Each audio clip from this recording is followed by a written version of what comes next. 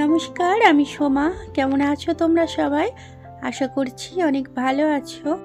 আমার আরও একটি নতুন ব্লগে তোমাদের সবাইকে অনেক স্বাগত জানাই। আজ বৃহস্পতিবার আর এখন বাজে সকাল 8টা। তো তোমাদের সাথে নিয়ে এখন থেকে আমি আমার ভিডিও শুরু করলাম। সকালে সমস্ত বাসি কাজ সেরে স্নান করে প্রথমেই মন্দিরে গিয়েছিলাম। ওখান থেকে ঘুরে এসে ঘরে পুজো সেরে নেব। তো চলো তোমরা দেখতে থাকো আজকের ব্লগটা শেষ পর্যন্ত, আশা করছি ভালো লাগবে। তুলসী গাছে জল দিয়ে এসে আলপনা এঁকে নিচ্ছি। এটা আমাদের ঘরে ঢুকতেই সামনেটা। তো এখানটা প্রতি বৃহস্পতিবারে এখানটা আর বাইরে যেখান থেকে মেন গেট, তো সেখানটায় আলপনা করি। আর ঠাকুরের সামনে তো আছেই। আজকের জন্য ঠাকুরের বাসনগুলো আমি কালকেই মেজে রেখেছিলাম। বুধবারে মেজে রাখলে বৃহস্পতিবারে অতটা ঝামেলা থাকে না, ঠাকুরের বাসন মাজতেই বেশি দেরি হয়। তো কালকে মেজে রাখায় আজকে আর তাড়াতাড়ি পুজো দিয়ে নেব, ঠাকুরের বাসনগুলো আর মাজতে হবে না। তো এই কদিন বৃহস্পতিবার করেই মাজছিলাম আর অনেকটা দেরি হয়ে যাচ্ছিল পুজো দিতে। তো এর জন্য কালকে আমি কখন বাসনগুলো মাজলাম জানো?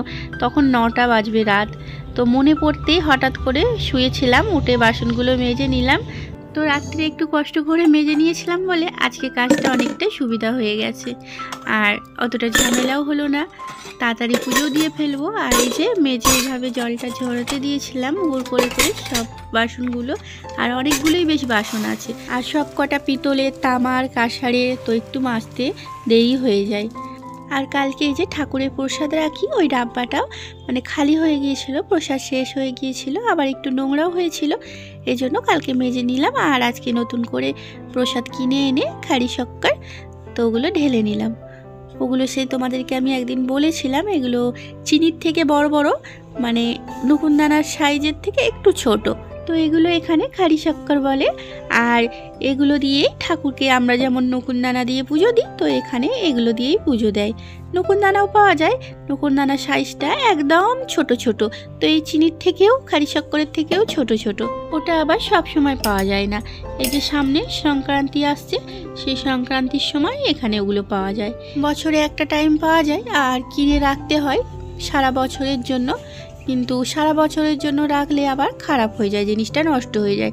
এই কারণে কিনে রাখি, অল্পই 3-4 প্যাকেট কিনে রাখি। শেষ হয়ে গেলে বাকি সময়টাই খাড়ি শক্কর দিয়েই কাজ চালাই। আর এদিকে দেখো, তোমাদের সাথে গল্প করতে করতে আমার ঘরটাও সাজানো হয়ে গেল। তো ঘরটা আজকে আমি একটু অন্যরকমভাবে পাতবো। লক্ষ্মী ভাঁড়ে ঘর সাধারণত আম পাতা দিয়েই পাতা হয়, আর আমি পাতছি পান পাতা দিয়ে। এখানে যেহেতু সচরাচর আম পাতা দেখা যায় না, পাওয়াও যায় না খুব একটা, অনেক দূরে, ঘন্টাখানেক দূরে গেলে তবে পাওয়া যাবে। আর সব সময় ভালো লাগে না ওই পিতলের আম পাতা দিয়ে পাততে। তো তাই আজকে একটু এখানকার নিয়মে ঘর পাতলাম।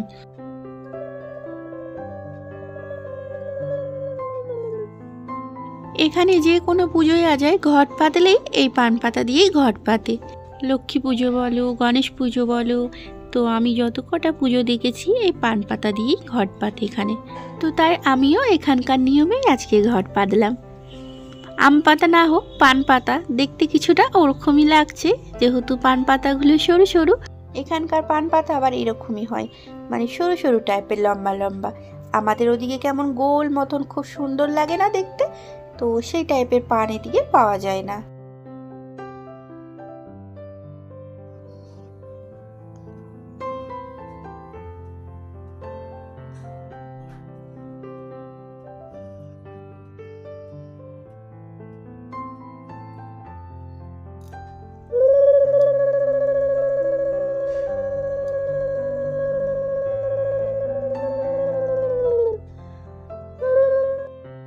পুরো সিম্পলভাবে, একদম সাদা সিম্পলভাবে পুজো দিলাম বৃহস্পতিবারে।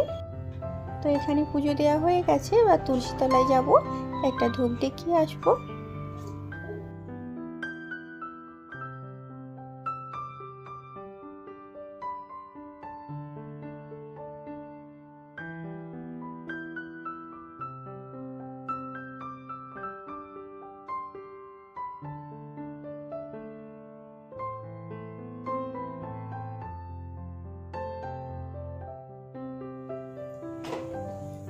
পুজো দিয়ে কিছু খেয়ে নিয়ে যে রান্না বসিয়ে দিলাম।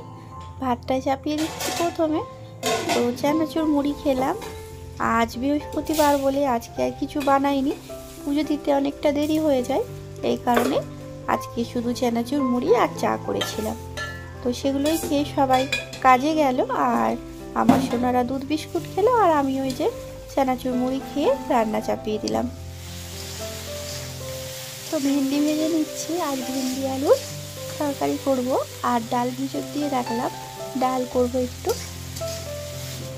ভেন্ডিটা ভাজা হয়ে এসছে, এদিকে আমি পেঁয়াজগুলো কুচিয়ে নিচ্ছি।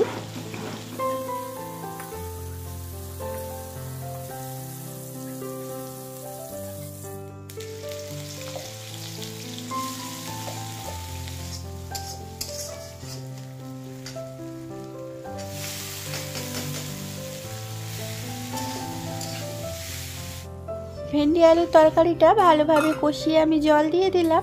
তো এটা ততক্ষণ হোক, আর আমি বাকি কাজগুলো করে নেব।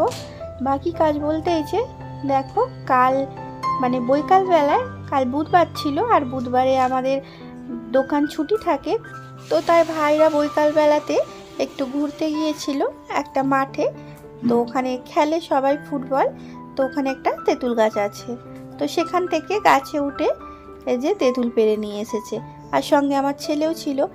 আমার ছেলে আবার চাটনি খেতে এত ভালোবাসে, যে কোনো চাটনি, আমের চাটনি বলো, টমেটোর চাটনি বলো, তেঁতুলের বলো, তো ওই চাটনি হলে চাটনি মেখে ভাত খাবে, কোনো তরকারি নেবে না। তো কাল সন্ধেবেলায় নিয়ে এসেছে, নিয়ে আসার পরেই রাত্রিরেই আমায় বলছে চাটনি করে দাও। এমনিতেই তেঁতুল, আবার তেঁতুলের চাটনি কেউ রাত্রিরে খায়, তো এই কারণে এই যে আজকে সকালেই করব। আর এদিকে আমার ভেন্ডি আলু তরকারিটা হয়ে গেল, নামিয়ে নিলাম। তরকারিটা হয়ে যেতে আমি বেসন ভেজে নিচ্ছি, বেসনের বড়া। কালকে সজনে ফুলগুলো অতটা করিনি, অল্প কিছু রেখে দিয়েছিলাম, তো সেইটাই আজকেও ওইভাবে কালকের মতনই বড়া বানিয়ে নিচ্ছি।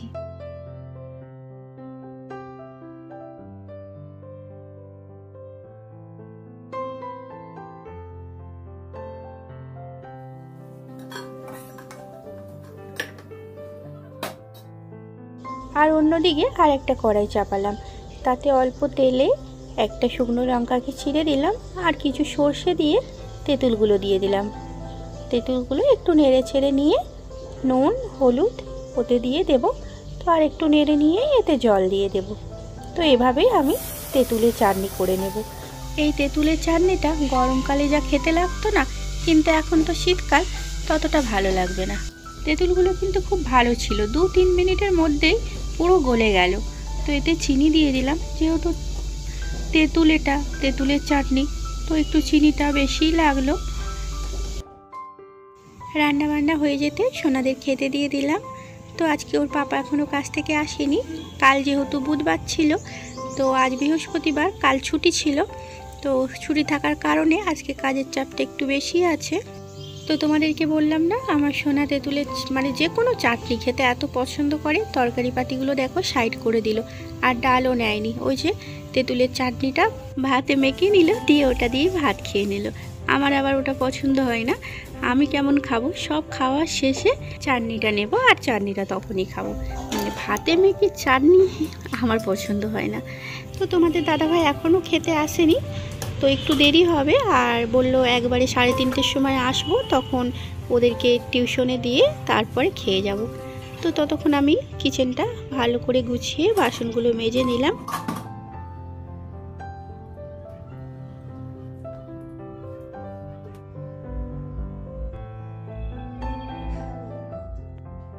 এখন বাজে সন্ধ্যে 6:30 মতন। আজকে দুপুরে খাওয়া দাওয়া করতে আমাদের 4টে বেজে গেছে। তো তারপর থেকে আর কোনো ভিডিও করা হয়নি। আর এখন এই মাত্র সন্ধ্যে দিয়ে ঠাকুরের বাসনগুলো দেখো ধুয়ে নিলাম। ব্লগটা আমার এমনিতেই অনেক বড় হয়ে গেছে, আর বাড়াবো না বেশি। তো আজকের মতন আমি ব্লগটা এখানেই শেষ করছি। আবার দেখা হবে একটা নতুন ব্লগে। তো তোমরা ভালো থেকো, সুস্থ থেকো, আর আমার ভিডিও যদি ভালো লেগে থাকে চ্যানেলটাকে সাবস্ক্রাইব করে একটা লাইক দিয়ে যেও। শুভ সন্ধ্যা বন্ধুরা।